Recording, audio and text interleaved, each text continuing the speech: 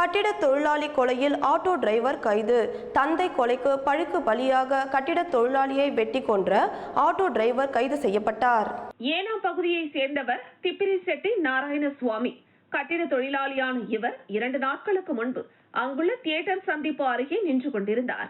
அப்போது அங்கு வந்த மர்ம நபர் திடீரென நாராயணசாமியை சுற்றி வளைத்து அரிவாளால் சரமாரியாக வெட்டினார். இதில் படுகாயமடைந்த அவரை அருகில் இருந்தவர்கள் மீட்டு சிகிச்சைக்காக அங்குள்ள மருத்துவமனையில் அனுமதித்துள்ளனர். அங்கு அவருக்கு மருத்துவர்கள் தீவிர சிகிச்சை அளித்தனர். ஆனால் சிகிச்சை பலனின்றி நாராயணசாமி உயிரிழந்தார். இதுகுறித்து ஏனாம் காவல்துறையினர் வழக்கு பதிவு செய்து விசாரணை நடத்தினர். இந்த வழக்கில் நாராயணசாமியை கொலை செய்தது அப்பகுதியை சேர்ந்த ஆட்டோ ஓட்டுநர் மோகா ஆனந்தமூர்த்தி என்பதும் கடந்த 2022ஆம் ஆண்டு மோகா ஆனந்தமூர்த்தியின் தந்தையான மோக வெங்கடேஸ்வர ராவை திப்பிரிசெட்டி நாராயணசாமி கொலை செய்ததும் தெரியவந்தது. தந்தையை கொன்றவரை பழிவாங்கும் நோக்கில் நாராயணசாமியை மோக ஆனந்தமூர்த்தி கொலை செய்தது தெரியவந்தது. இதனையடுத்து காவல்துறையினர் அவரை கைது செய்து சிறையில் அடைத்தனர். Yesterday on 10/11/2025 around 6 o'clock, our police team we went for footmarch on the Yanam region. During the rounds, we got information, wireless information that one person assaulted and lying in the main road near new bus stand. Immediately we rushed to the spot and found that one person lying with the blood and injuries around 10 to 12 injuries in his body. தீபாவளிக்கு ஒரு வாரம் உள்ள நிலையில் ஆடை ஆபரணங்கள் வீட்டு உபயோகப் பொருட்கள் வாங்க கடை வீதிகளில் அலைமோதிய மக்கள் கூட்டம். நாடு முழுவதும் வருகிற 20ஆம் தேதி தீபாவளி பண்டிகை வெகு விமர்சையாக கொண்டாடப்பட உள்ளது. இதற்காக பொதுமக்கள் பட்டாசு, ஆடை ஆபரணங்கள், இனிப்பு வகைகள், வீட்டு உபயோகப் பொருட்கள் வாங்குவதற்காக முக்கிய கடை வீதிகளான நேரு வீதி, அண்ணா சாலை, காந்தி வீதி, மிஷின் வீதி உள்ளிட்ட பகுதிகளில் மக்கள் கூட்டம் அலைமோதியது. அதே நேரத்தில் நடைபெறும் சண்டே மார்க்கெட் பிரெஞ்சு ஆட்சி காலத்தில் இருந்து புகழ்பெற்றது. 2000க்கும் மேற்பட்ட கடைகள் உள்ளன. இங்கு ஏழை எளிய மக்கள் அனைத்து வகையான பொருட்கள், ஆடைகளை குறைந்த விலையில் வாங்கி செல்கின்றனர். பேரம் பேசி வாங்க ஏதுவாக உள்ள இடம். ஆதலால் எப்போதும் மக்கள் கூட்டம் நிறைந்திருக்கும். தற்போது தீபாவளியையொட்டி மார்க்கெட் உள்ள காந்தி வீதி முழுவதும் வெறும் மக்கள் தலைகளாகவே காணப்பட்டன. பொதுமக்கள் உற்சாகத்துடன் தங்களுக்கு தேவையான பொருட்களை வாங்கி சென்றனர். புதுச்சேரி நகர பகுதி மற்றும் கிராம பகுதி மட்டுமில்லாமல் புதுச்சேரியையொட்டியுள்ள தமிழக பகுதி, கடலூர், விழுப்புரம், திண்டிவனம், மரக்காணம் உள்ளிட்ட 100க்கும் மேற்பட்ட கிராம பகுதிகளில் இருந்தும் பொதுமக்கள் தங்கள் பிள்ளைகள் மற்றும் தங்களுக்கு துணிமணிகளை வாங்குவதற்காக சண்டே மார்க்கெட் கடை வீதிகளில் குவிந்ததால் நகரம் மற்றும் முக்கிய வீதிகளில் போக்குவரத்து நெரிசல் காணப்பட்டது.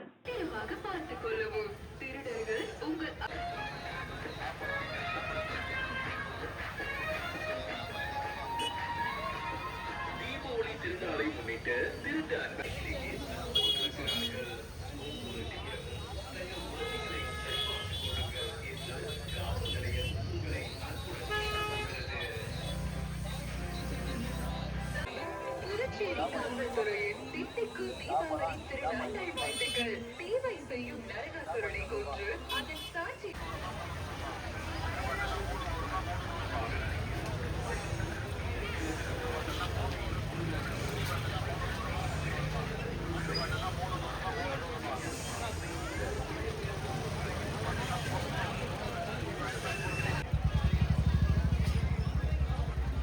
உதயநிதி ஸ்டாலின் பிறந்த நாளை முன்னிட்டு புதுச்சேரி முத்தியால்பேட்டை தொகுதியில் 5000 குடும்பங்களுக்கு தீபாவளி பரிசு தொகுப்பு மற்றும் நலத்திட்ட உதவிகள் வழங்கும் நிகழ்ச்சியை சட்டமன்ற எதிர்க்கட்சித் தலைவர் சிவா தொடங்கி வைத்தார். திமுக இளைஞரணி செயலாளரும் தமிழக துணை முதலமைச்சருமான உதயநிதி ஸ்டாலின் பிறந்த நாளை முன்னிட்டு புதுச்சேரி முத்தியால்பேட்டை தொகுதியில் நலத்திட்ட உதவிகள் வழங்கும் விழா தனியார் திருமண மண்டபத்தில் நடைபெற்றது. தலைமை பொதுக்குழு உறுப்பினர் பிரபாகரன் ஏற்பாட்டில் நடைபெற்ற நிகழ்ச்சியில் சிறப்பு விருந்தினராக சட்டமன்ற எதிர்க்கட்சித் தலைவர் சிவா கலந்து கொண்டு சுமார் 5000 குடும்பங்களுக்கு அரிசி, பருப்பு, எண்ணெய் உள்ளிட்ட மளிகை பொருட்கள் மற்றும் பட்டாசு, இனிப்பு உள்ளிட்ட தீபாவளி பரிசு தொகுப்பினை வழங்கினார். தொடர்ந்து தொகுதியில் மக்கள் சுப மற்றும் துக்க நிகழ்ச்சிகள் நடத்துவதற்காக பந்தல், நாற்காலி உள்ளிட்டவற்றை வழங்கினார். இந்த நிகழ்ச்சியில் அவைத் தலைவர் SP சிவக்குமார், சட்டமன்ற உறுப்பினர்கள் அனிபால் கென்னடி, செந்தில்குமார், சம்பத், இளைஞரணி துணை அமைப்பாளர் உத்தமன் உள்ளிட்ட ஏராளமான கழக நிர்வாகிகள் கலந்து கொண்டனர்.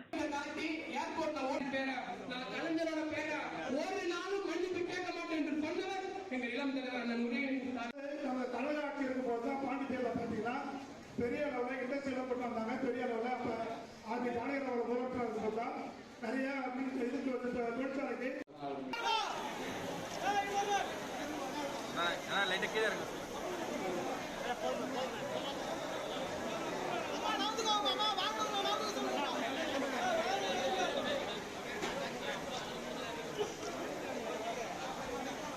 கொள்கையாளர் கூடுதல் இந்த அணி தந்தை பெரியாரின் கொள்கையாளர் கூடுதல் பேரறிஞர் அண்ணா அவர்களின் உச்சநீதிமன்ற தலைமை நீதிபதியை அவமதித்தவர் மீது வன்கொடுமை தடுப்பு சட்டத்தின் கீழ் வழக்கு பதிவு செய்ய வேண்டும். விடுதலை சிறுத்தைகள் கட்சி தலைவர் திருமாவளவனுக்கு அச்சுறுத்தல் ஏற்படுவதை கண்டித்து புதுச்சேரியில் 100க்கும் மேற்பட்டவர்கள் கண்டன ஆர்ப்பாட்டத்தில் ஈடுபட்டனர். உச்சநீதிமன்ற தலைமை நீதிபதி PR கவாய் அவர்களை அவமதித்த வழக்கறிஞர் மீது SC/ST வன்கொடுமை தடுப்பு சட்டத்தின் கீழ் வழக்கு பதிவு செய்ய வலியுறுத்தியும் தமிழகத்தில் விடுதலை சிறுத்தை கட்சி தலைவரும் பாராளுமன்ற உறுப்பினருமான திருமாவளவன் காரை வழிமறித்து அவருக்கு அச்சுறுத்தலை ஏற்படுத்தியவர் மீது வழக்கு பதிவு செய்து கைது செய்ய வேண்டும், தலைவர் திருமாவளவனுக்கு பாதுகாப்பு அதிகப்படுத்த வேண்டும் உள்ளிட்ட பல்வேறு கோரிக்கைகளை வலியுறுத்தி புதுச்சேரி விடுதலை சிறுத்தை கட்சி சார்பாக சுதேசி பஞ்சாலை அருகே மாநில முதன்மை செயலாளர் தேவபொழிலன் தலைமையில் கட்சியினர் கண்டன ஆர்ப்பாட்டத்தில் ஈடுபட்டனர். இதில் மாநில நிர்வாகிகள் செல்வநந்தன், அரிமா தமிழன், ஆதவன், கார்முகில், சுடர் வளவன், எழில் மாறன் ஆகியோர் முன்னிலை வகித்தனர். தமிழ்நாடு புதுச்சேரி அமைப்பு செயலாளர் தலையாரி, தமிழ்நாடு புதுச்சேரி தொண்டரணி முதன்மை செயலாளர் பொதினி வளவன் உட்பட 100க்கும் மேற்பட்ட கட்சி நிர்வாகிகள் கலந்து கொண்டு கண்டன முழக்கங்கள் எழுப்பினர். இதனால் அப்பகுதியில் சிறிது நேரம் பரபரப்பு ஏற்பட்டது. தலைமை நீதிபதி கவாய் அவர்களை அவமதித்த பாசிச சங்கி கும்பல் பாசிச ராஜேஷ் கிஷோரை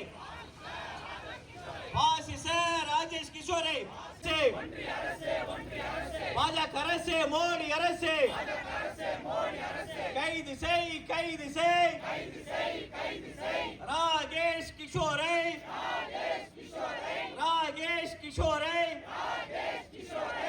பட்டோர் பழங்குடியினர் வன்கொடுமை தடுப்பு சட்டத்தில் கைது செய் மோடி அரசு பாதுகாக்காதே. பாண்டிச்சேரி ஆர்ட் அகாடமி நடத்திய 6வது தேசிய அளவிலான ஓவிய போட்டியின் பரிசளிப்பு விழா தமிழ் சங்க வளாகத்தில் நடைபெற்றது. இந்தியாவில் உள்ள அனைத்து பள்ளி மாணவர்களுக்கும் அவர்களது ஓவிய கலையை ஊக்குவிக்கும் விதத்தில் 6வது முறையாக தேசிய அளவிலான ஓவிய போட்டி நடத்த பாண்டிச்சேரி ஆர்ட் அகாடமி அறிவித்திருந்தது. அதன்படி இந்த ஓவிய போட்டியில் தேர்வு பெறும் மாணவ மாணவிகளுக்கு மொத்த பரிசு தொகை 51,000 ரூபாய் வழங்கப்பட்டது. ஓவிய போட்டியில் பங்கு பெற்ற அனைத்து மாணவ மாணவிகளுக்கும் அதற்கான சான்றிதழும் வழங்கப்படுவதாக அறிவித்திருந்தோம். அதன்படி இந்தியாவில் உள்ள பல பள்ளி மாணவர்கள் பங்கேற்றனர். இப்போட்டியில் தேர்வு பெற்ற மாணவர்களுக்கான பரிசளிப்பு விழாவை பாண்டிச்சேரி ஆர்ட் அகாடமியின் செயலாளர் ஓவியர் ஸ்ரீதலா தேவி ஏற்பாடு செய்தார். புதுவை தமிழ்ச்சங்கத்தில் நடைபெற்றது. விழாவிற்கு முதலமைச்சர் ரங்கசாமி தலைமையேற்று முதல்நிலை தேர்வு பெற்ற மாணவர்களுக்கு பரிசு தொகை 51,000 ரூபாயும் அதற்கான சான்றிதழும் வழங்கினார். மேலும் ஓவிய மாணவர்களை ஊக்குவிக்கும் சிறந்த பள்ளி மற்றும் ஓவிய ஆசிரியர்களுக்கு கேடயம் பரிசும் வழங்கப்பட்டது. பரிசு பெற்ற மாணவர்களின் ஓவிய கேட்லாக் புத்தகத்தையும் வெளியிட்டார். இவ்விழாவில் சிறப்பு விருந்தினராக புதுவை கலை பண்பாட்டுத் துறையின் முன்னாள் இயக்குநர் கலியபெருமாள் மற்றும் பத்மஸ்ரீ சிற்பி VK முனுசாமி கலந்து கொண்டு 2ஆம் நிலை தேர்வு செய்யப்பட்ட 137 மாணவர்களுக்கு கேடய பரிசும் சான்றிதழும், மேலும் புதுவை கலைமாமணி சுகுமாரன் மற்றும் கலைமாமணி ஓவியர் அன்பழகன் 3ஆம் நிலை தேர்வு பெற்ற 249 மாணவர்களுக்கு பதக்க விருதை வழங்கினர். இவ்விழாவில் பாண்டிச்சேரி ஆர்ட் அகாடமியின் தலைவர் கலைமாமணி ஓவியர் சேகர் வரவேற்றார். அகாடமி நிறுவனர் மற்றும் செயலாளர் ஓவியர் ஸ்ரீதலா தேவி நன்றி உரை வழங்கினார். ஓவியர் கிறிஸ்டினா ரவி விழா தொகுப்புரை ஆற்றினார். விழாவிற்கான ஏற்பாடுகளை அகாடமி நிர்வாகிகள் செய்திருந்தனர்.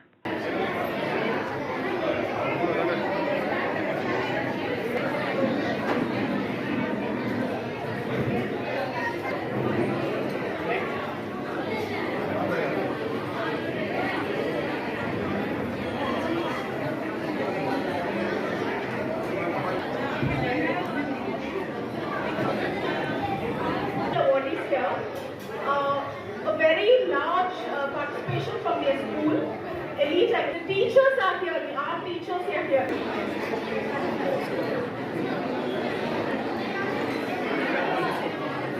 Request your silence, please. The president of the Ponchari.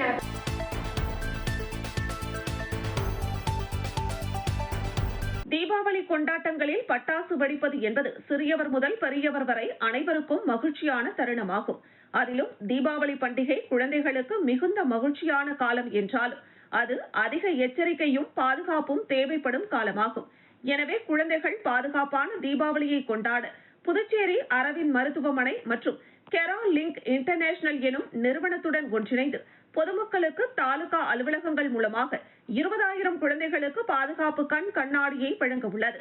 ஏழை எளிய மக்கள் வசிக்கும் பகுதிகளிலும் புதுச்சேரி அரசின் கூட்டுறவுத்துறை மூலமாகவும் கான்ஃபெட் மூலம் உரிமம் பெற்று நிறுவப்பட்டுள்ள பட்டாசு கடைகளிலும் இக்கண்ணாடிகள் குழந்தைகளுக்கு இலவசமாக வழங்கப்படுகிறது. பட்டாசுகளில் இருந்து பறக்கும் துகள்கள், ஒளி தீவிரம், புகை மற்றும் பட்டாசுகளில் வெளியேறும் ரசாயன வாயுக்கள், திடீர் வெடிப்பு, பிளாஷ் வெடிப்பு போன்றவைகளில் இருந்து இந்த பாதுகாப்பு கண்ணாடி அணிவதால் கண்கள் பாதுகாக்கப்படும். இச்செய்கையின் மூலமாக அனைவரும் அதிக விழிப்புணர்வுடன் பாதுகாப்புடன் இந்த தீபாவளியை கொண்டாடுவார்கள். இந்த நிகழ்வின் துவக்கமாக அரவிந்த் கண் மருத்துவமனை முதன்மை மருத்துவ அதிகாரி டாக்டர் வெங்கடேஷ் மற்றும் கருவிழியின் தலைமை மருத்துவர் டாக்டர் ஜோஸ்பின் கிறிஸ்டி ஆகியோர் மாவட்ட ஆட்சியர் குலோத்துங்கனை சந்தித்து அவர் முன்னிலையில் உழவர்கரை தாலுகா பகுதியில் விநியோகிக்க 5,000 பாதுகாப்பு கண்ணாடிகளை உழவர்கரை வட்டாட்சியர் செந்தில்குமாரிடம் வழங்கினர்.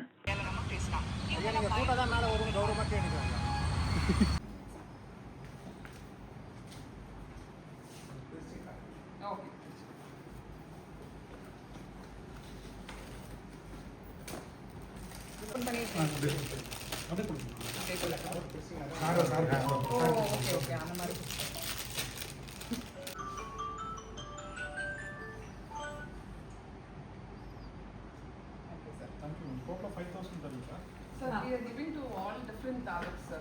We planned 20,000 classes, sir. So, to different main. They know that they'll have to wear this and then use firecrackers. You know, almost every year we see at least 80 to 100 people. 50% are children, sir. So, children, they lose almost their entire eyesight for lifetime if supporters, sir. The tahsildars and everyone is very sir. Thank you so much, sir. Yeah.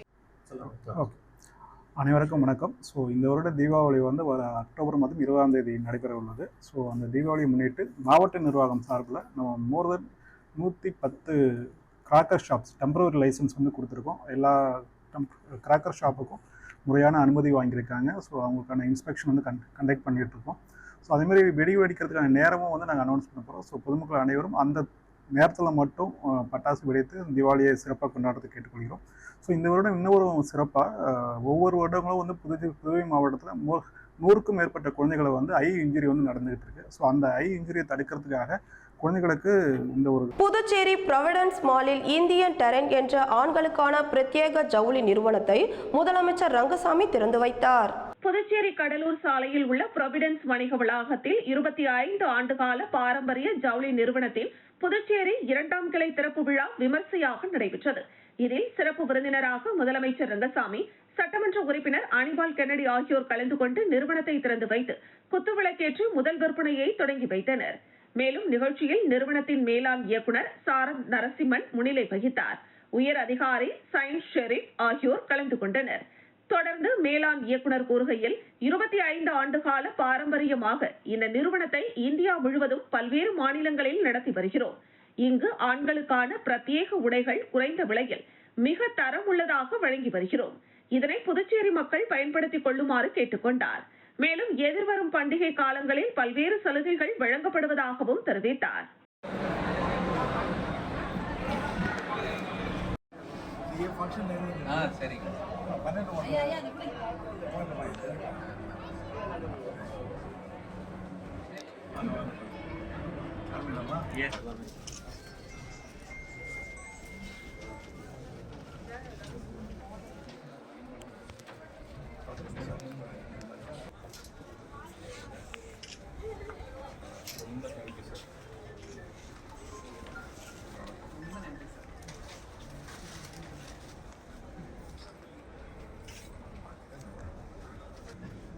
காசு நம்ம யாரோ ஒருவங்க எடுத்து போடுவாங்க. ஆனால் அது வந்து எங்கள் வீட்டில் எதுவுமே இருக்காது.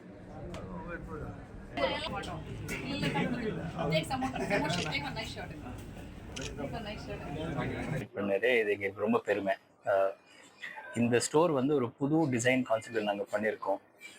இந்த ஸ்டோரில் இந்த ப்ராவிடன்ஸ் மாலில் இருக்கிற ஸ்டோர் வந்து பாண்டிச்சேரியில் எங்களோட ஃபஸ்ட்டு ஸ்டோரு. 8 வருஷம் முன்னாடி திறந்த ஸ்டோரு. இன்னைக்கு எங்களுக்கு பாண்டிச்சேரியிலே 2 ஸ்டோர் இருக்கு. மிஷன் ஸ்ட்ரீட்ல 2வது. பொது மக்களின் பாதுகாப்பை முன்னிட்டு ஓரல் மற்றும் மேக்ஸிலோஃபேசியல் சர்ஜரி நிபுணர் மருத்துவர்கள் இணைந்து 11th ஹவர் எனும் சிறப்பு திட்டத்தை தொடங்கியுள்ளனர். பொதுமக்களின் பாதுகாப்பை முன்னிட்டு ஓரல் மற்றும் மேக்ஸிலோஃபேஷியல் சர்ஜரி நிபுணர் மருத்துவர்கள் இணைந்து 11th ஹவர் எனும் சிறப்பு திட்டத்தை தொடங்கியுள்ளனர்.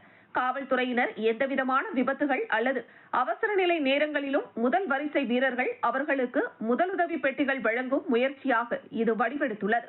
இந்த திட்டம் முழுமையாக டாக்டர் நீல் டொமினிக் அவர்களால் ஒருங்கிணைக்கப்பட்டதாகும். இதன் கருத்து வடிவமைப்பை doctor AI Raj, doctor Jayanthi, doctor Richard, doctor Akilan, doctor Joel மற்றும் டாக்டர் ரேச்சல் ஆகியோர் இணைந்து முன்வைத்துள்ளனர். அணுக முடியாதவரை அணுகுவோம் என்ற நோக்கத்துடன் சமூக பொறுப்புணர்வை வெளிப்படுத்தும் வகையில் இந்த முயற்சி தொடங்கப்பட்டுள்ளது. திட்டத்தின் தொடக்க நிகழ்ச்சியாக முதற்கட்டமாக 200 முதலுதவி பெட்டிகள் புதுச்சேரி காவல்துறையினருக்கு வழங்கப்பட்டன. இந்த விழா உள்துறை அமைச்சர் நமச்சிவாயத்தின் தலைமையில் சிறப்பாக நடைபெற்றது. மருத்துவர் குழு நிகழ்ச்சி குறித்து தெரிவிக்கையில், இது ஆரம்ப கட்டம் மட்டுமே. வருங்காலங்களில் முழு தமிழ்நாடு மற்றும் புதுச்சேரி முழுவதும் உள்ள காவல்துறையினருக்கும் இந்த முதலுதவி பெட்டிகளை வழங்கும் திட்டம் வகுக்கப்பட்டுள்ளது. 11th ஹவர் திட்டம் மருத்துவர்கள் மற்றும் காவல்துறையினர் இணைந்து சமூக நலனுக்காக எடுத்துள்ள அரிய முயற்சியாக திகழ்கிறது. அவசர நேரத்தில் உயிர் காக்கும் சக்தி மற்றும் சேவையின் பாலமாக இந்த முயற்சி விளங்குகிறது என்று தெரிவித்தனர். தானம்பாளையம் மற்றும் தவளக்குப்பம் பகுதியில் 2 மாதங்களாக நிறுத்தப்பட்ட இலவச அரிசியை மீண்டும் பொதுமக்களுக்கு அரசு சார்பில் இலவசமாக வழங்குவதை சபாநாயகர் செல்வம் அப்பகுதியில் உள்ள ரேஷன் கடைகளில் தொடங்கி வைத்தார். புதுச்சேரி மாநிலத்தில் 2 மாதங்களாக ரேஷன் கடையில் இலவச அரிசி நிறுத்தி வைக்கப்பட்டது. இந்த நிலையில் தற்போது தானம்பாளையம் மற்றும் தவளக்குப்பம் பகுதியில் உள்ள ரேஷன் கடையில் சபாநாயகரும் தொகுதியின் சட்டமன்ற உறுப்பினருமான செல்வம் பொதுமக்களுக்கு இலவச அரிசியை வழங்கினார். மேலும் விடுபட்ட மாதங்களில் உள்ள இலவச அரிசியையும் அரசு சார்பில் அறிவித்த தீபாவளி தொகுப்பும் விரைவில் வழங்கப்படும் என தெரிவித்தார். அப்போது கட்சியின் பிரமுகர்கள் கிருஷ்ணமூர்த்தி, நாகமுத்து, பகலவன், ஆதிநாராயணன், சகாயராஜ் மற்றும் அந்தந்த பகுதியை சார்ந்த ஊர் முக்கியஸ்தர்கள், கட்சி பிரமுகர்கள் பலர் உடனிருந்தனர்.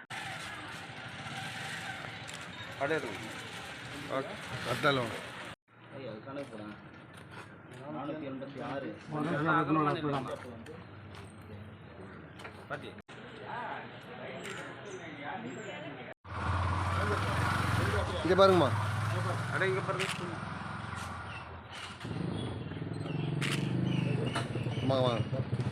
ஓவியர் கரவாச்சியோ அவர்களின் 455ஆம் ஆண்டு பிறந்த நாளை முன்னிட்டு டெனிப்ரிசம் என்ற தலைப்பில் புதுச்சேரி அரியாங்குப்பம் பாரதியார் பல்கலைக்கூடத்தில் மாபெரும் கண்காட்சி நடைபெற்றது. புதுச்சேரி அரசு கலை பண்பாட்டு துறையின் கீழ் பாரதியார் பல்கலைக்கூடம் அரியாங்குப்பத்தில் இயங்கி வருகிறது.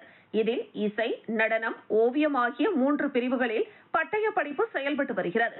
இந்த நிலையில் நுண்கலைத்துறை பிரிவில் பயிலும் இறுதியாண்டு மாணவ மாணவிகள் 8 பேர் ஆயில் பெயிண்டிங் முறையில் வரைந்த மெகா ஓவியங்களை ஓவிய கண்காட்சிக்கு வைத்துள்ளனர்.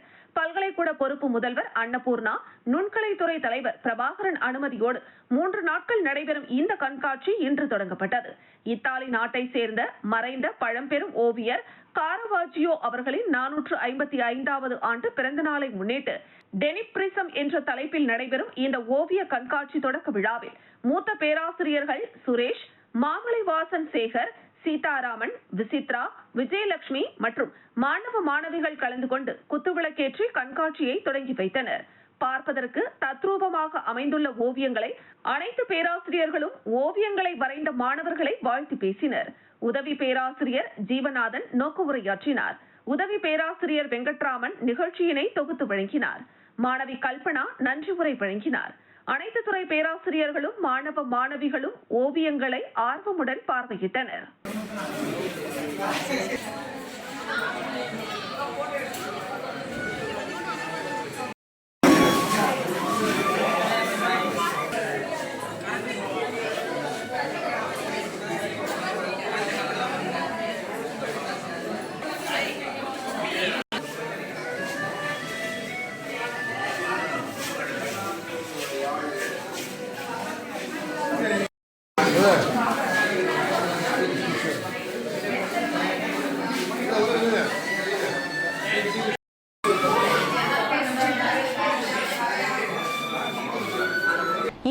கடற்படையினரால் சிறைப்பிடிக்கப்பட்டுள்ள மீனவ குடும்பங்கள் என்ன செய்வதென்று அறியாமல் உள்ளதாகவும் அரசு அவர்களை மீட்டு கொடுக்க உடனடியாக நடவடிக்கை எடுக்க வேண்டும் என சமூக சேவகர் சார்லஸ் மார்டின் கோரிக்கை விடுத்துள்ளார். புதுச்சேரி காரைக்காலில் இருந்து சென்று கோடியக்கரை அருகே மீன்பிடித்துக் கொண்டிருந்த 17 மீனவர்களை இலங்கை கடற்படையினர் கைது செய்து சமீபத்தில் சிறையில் அடைத்தது பெரும் பரபரப்பை ஏற்படுத்தியது.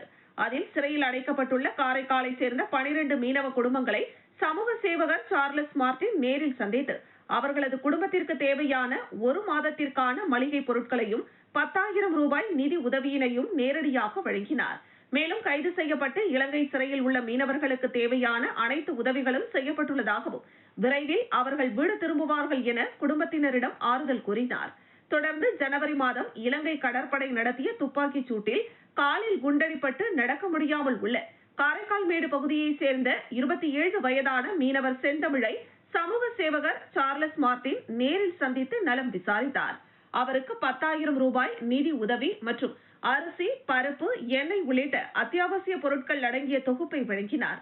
பின்னர் காரைக்கால் நிரவி டிஆர் பட்டினம் பகுதியில் சலூன் கடை வைத்திருக்கும் 40 வயதான பிரபு என்பவர் கடந்த 2023ஆம் ஆண்டு ரயில் விபத்தில் தனது காலை இழந்த நிலையில் இருசக்கர வாகனம் வேண்டுமென கடந்த சில தினங்களுக்கு முன்பு ஜேசிஎம் மக்கள் மன்ற நிர்வாகிகளை தொடர்பு கொண்டு கேட்ட நிலையில் அவருக்கு புதிய டிவிஎஸ் ஜஸ்ட் இருசக்கர வாகனத்தை வாங்கி கொடுத்தார் சமூக சேவகர் சார்லஸ் மார்டின்.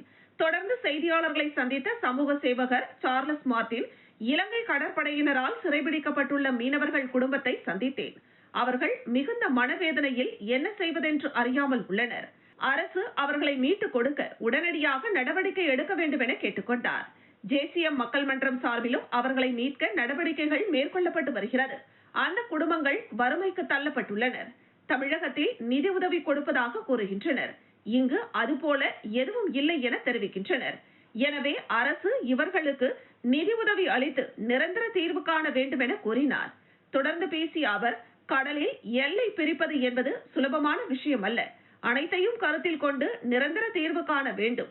நிச்சயம் பிரதமர் நரேந்திர மோடி இதில் தீர்வு காண்பார் என நம்பிக்கை உள்ளது என கூறிய ஜோஸ் சார்லஸ் மார்டின், தேர்தல் நேரங்களில் மட்டும் அரசியல் கட்சிகள் வேலை செய்யாமல் எப்போதும் அக்கறையுடன் செயல்பட வேண்டும். அரசாங்கம் இதில் ஒரு முன்னெடுப்பை எடுத்து உரிமையை கேட்டு பெற வேண்டும் என கேட்டுக்கொண்டார். புதுச்சேரி அரசு மீனவர்கள் பிரச்சனையில் எப்படி அலட்சியமாக செயல்படுகிறதோ அதுபோலதான் அனைத்து விஷயங்களிலும் செயல்படுகிறது என தெரிவித்த அவர், புதுச்சேரியில் தொடர்ந்து கொலை சம்பவங்கள் நடைபெறுகிறது. தொழில் செய்பவர்கள், பெண்கள் என அனைத்து தரப்பினருக்கும் பாதுகாப்பற்ற சூழ்நிலை நிலவுகிறது. நான் வந்தால் நிச்சயம் அனைத்து பிரச்சனைகளையும் சரி செய்வேன். பாதுகாப்பான ஒரு சூழ்நிலையை உருவாக்க வேண்டும் என கூறினார். உலக தரத்திற்கு புதுச்சேரியை கொண்டு வர எண்ணம் வேண்டும்.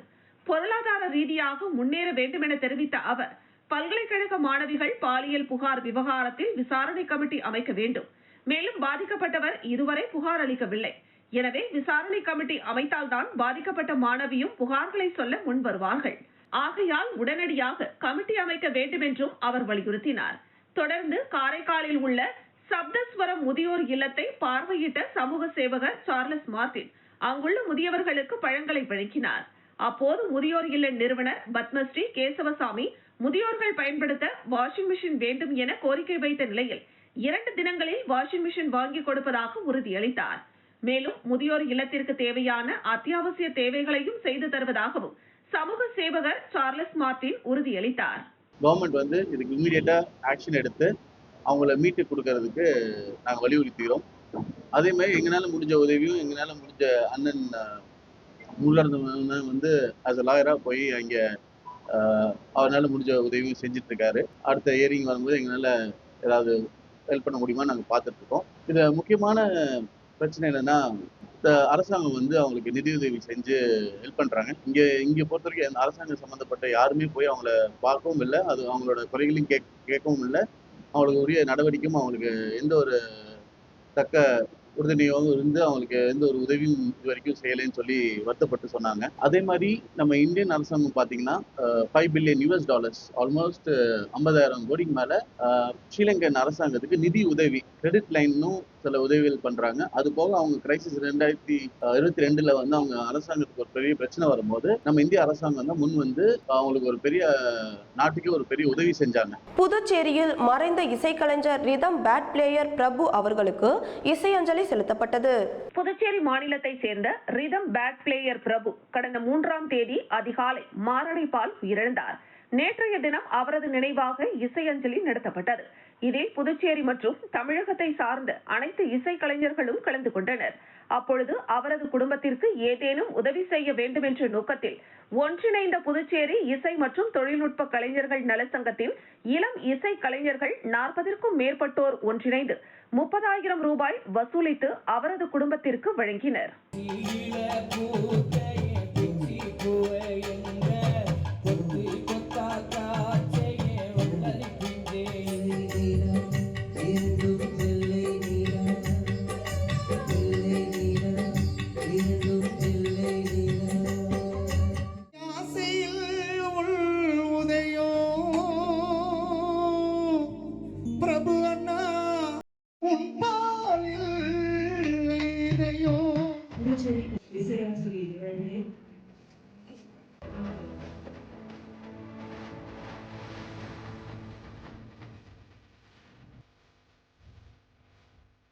அரியாங்குப்பம் பகுதியில் உள்ள தனியார் திருமண மண்டபத்தில் தீபாவளி அங்காடி மற்றும் கிராம சந்தை துவக்கப்பட்டது. இதில் சபாநாயகர் செல்வம் மற்றும் சட்டமன்ற உறுப்பினர் பாஸ்கர் அவர்கள் கலந்து கொண்டு தீபாவளி அங்காடி விற்பனையை துவக்கி வைத்தனர். புதுச்சேரி அரசு வட்டார வளர்ச்சித்துறை அரியாங்குப்பம் வட்டார அலுவலகம் சார்பில் மகளிர் சுய உதவி குழுக்கள் மற்றும் உற்பத்தியாளர்கள் குழுக்களில் உற்பத்தி பொருட்களை நேரடியாக விற்பனை செய்யும் வகையில் தீபாவளி அங்காடி மற்றும் கிராம சந்தை அரியாங்குப்பம் காவல் நிலையம் அருகே உள்ள தனியார் திருமண மண்டபத்தில் தொடங்கியது. தொடர்ந்து 5 நாட்கள் நடைபெறும் இந்த அங்காடியை சிறப்பு அழைப்பாளராக சட்டப்பேரவை தலைவர் செல்வம் மற்றும் அரியாங்குப்பம் சட்டமன்ற உறுப்பினர் பாஸ்கர் என்கிற தட்சிணாமூர்த்தி ஆகியோர் கலந்து கொண்டு ரிப்பன் வெட்டி குத்துவிளக்கேற்றி சிறப்பு விற்பனையை திறந்து வைத்து விற்பனைக்கு வைக்கப்பட்டுள்ள பொருட்களை பார்வையிட்டனர். இதில் வட்டார வளர்ச்சி அதிகாரி சௌந்தர்யா, வட்டார வளர்ச்சி அலுவலர்கள், மகளிர் மற்றும் சுய உதவி குழுவினர்கள் கலந்து கொண்டனர். இந்த கிராம சந்தையில் மளிகை பொருட்கள், தானிய வகைகள், எண்ணெய் வகைகள், கோழி முட்டைகள், அரிசி, தீபாவளிக்கு தேவையான தின்பண்டங்கள் மற்றும் புடவை வகைகள், கைவினை பொருட்கள், ஃபேன்சி நகைகள், மண்பாண்டங்கள், காய்கறி, பழ வகைகள், பூச்செடிகளும் மரக்கன்றுகளும் விற்பனைக்கு வைக்கப்பட்டுள்ளன. ஒரே இடத்தில் வைத்துள்ள பொருட்களை பொதுமக்கள் பண்டிகை காலங்களில் வருகை தந்து மலிவு விலை மற்றும் சுய உதவி குழுக்களால் உருவாக்கப்பட்ட பொருட்களை பெற்று சென்று பயனடையலாம் என்று அரியாங்குப்பம் வட்டார வளர்ச்சி அலுவலகத்தின் மூலம் பொதுமக்களுக்கு தெரிவித்து வருகின்றனர். இதில் திரளான பொதுமக்கள் கலந்து கொண்டு அவர்களுக்கு தேவையான பொருட்களை வாங்கி சென்றனர்.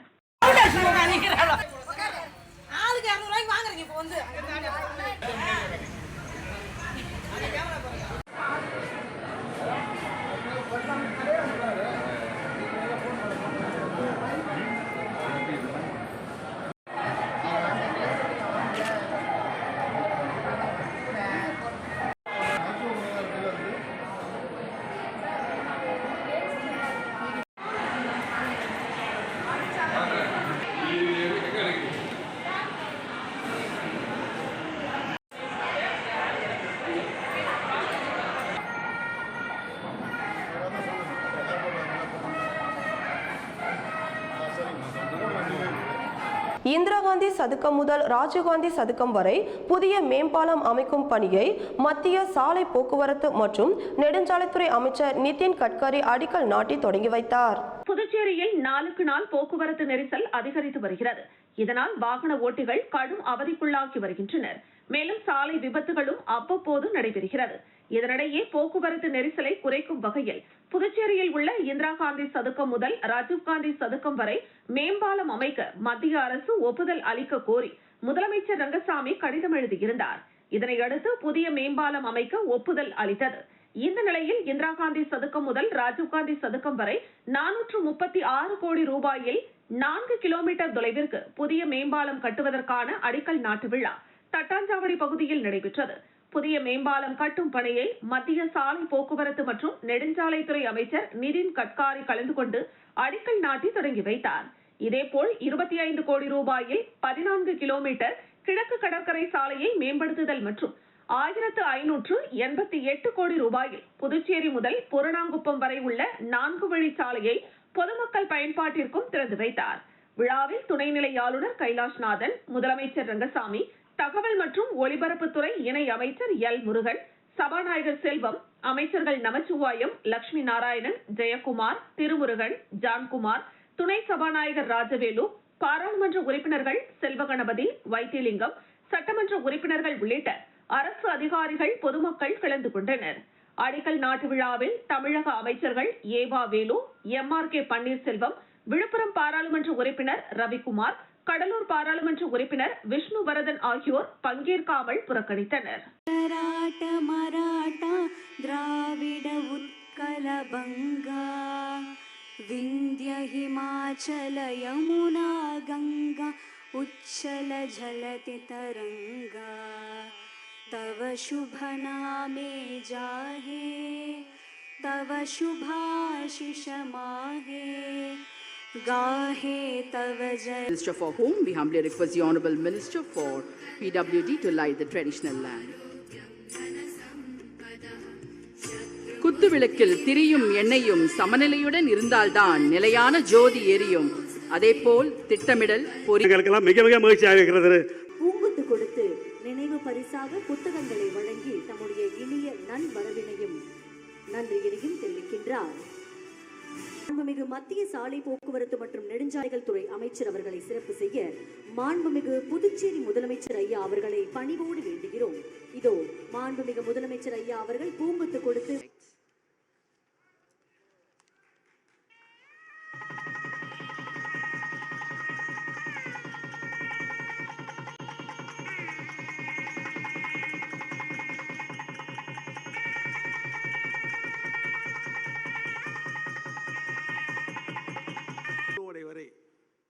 தமிழ்நாடு எல்லை முள்ளோடை வரை ஒரு மேம்பாலம் அமைக்கின்ற பணியை நாம் தொடங்க வேண்டும் என்று கேட்டுக்கொண்டிருந்தோம். அப்பொழுதுதான் போக்குவரத்து நெரிசல் நம்மால். Regarding Pondicherry, we have already from last 10 years in my regime, we are planning to spend